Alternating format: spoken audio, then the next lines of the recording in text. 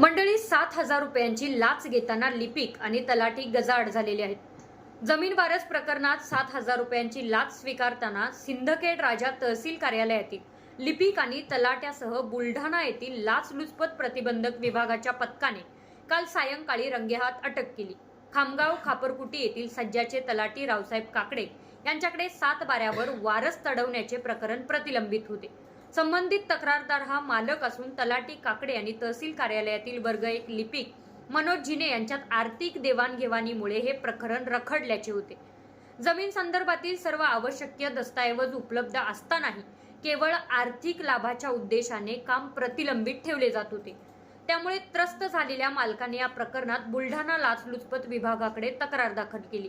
काल सायंकाळी एसीबीचे पोलीस उपाध्यक्ष भागोजी चोरमले यांच्या नेतृत्वाखाली एसीबीच्या पथकाने सापळा रचून तहसील कार्यालयाच्या मागे 7,000 रुपयांची लाच स्वीकारताना लिपिक मनोज झिने आणि तलाठी काकडे यांना रंगेहात पकडले।